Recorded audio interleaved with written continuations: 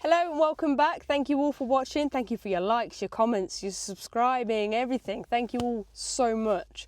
Your views, your comments and your likes is overwhelming for me at the moment, to be honest, so thank you. We are starting again on the Mini. I say starting, we're finishing off, we're starting, I don't know, we're just doing something on the Mini.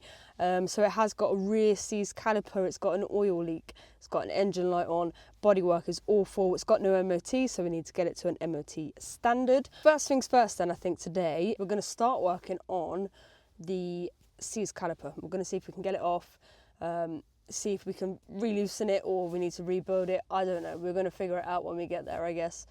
I have got a cold, so excuse me. But yeah, let's do it. I'm excited. I love this. It's just so fun. Okay, let's go. I've just removed the airbox along here, just to kind of see if the valve cover was leaking. It doesn't appear to be, but there's a leak down there. So I've just had a look. We are going to change the valve cover, the oil housing, filter, gasket, and the oil sump.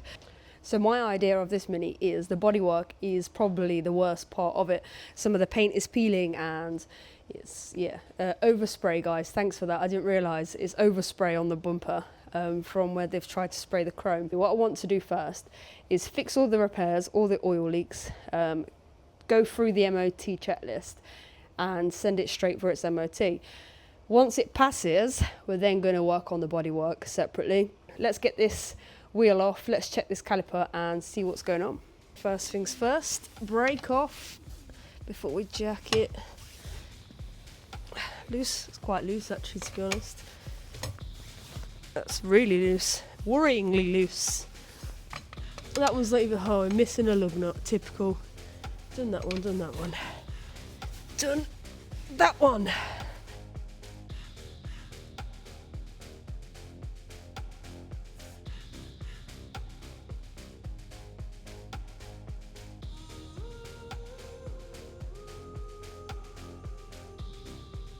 So what I'm going to do is show you how seized it is by taking the handbrake off. And as you can see, handbrake is off. And it doesn't even move slightly. Yes. Let's get them off.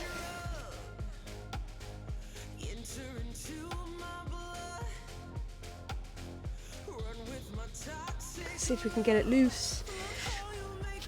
Push them pistons back, that's what we're going to do.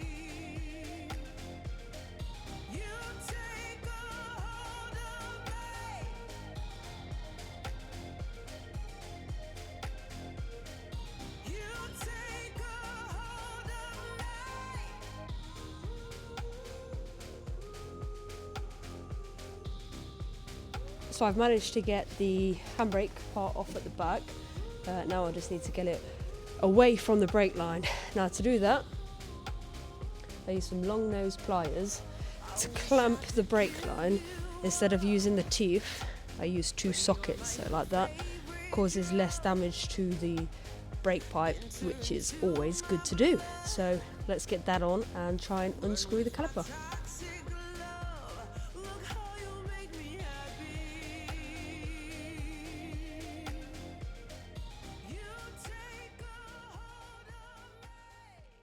So this brand new from a parts store is £116 and I don't like that price. It's too expensive. You do get £24 for giving your old one back, but I still don't like that price. So I've done my ultimate favourite thing and I've gone on Facebook Marketplace, and yet I found another wicked gem. I found the same caliper, OEM, £35, just need to go and pick it up. Happy days. So yeah. We're going to write on this board behind us, like we did with the Astra, how much we're spending as we go along.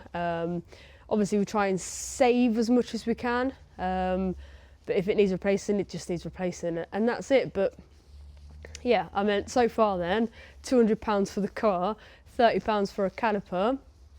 Doing all right, aren't we? So let's go to the front and start preparing for our new parts. So I'm under the car of the Mini, and from my observation, you can see there's a lot of oil around the bell housing, oil sump, but not a lot on the back end of the vehicle, so that's good. having a look, and now I don't know how much you can see, but it does start from where this oil housing filter is. Doesn't look so much like it's the valve cover, because you'll get more spots than just in one area, and 100% the oil sump gasket in the oil.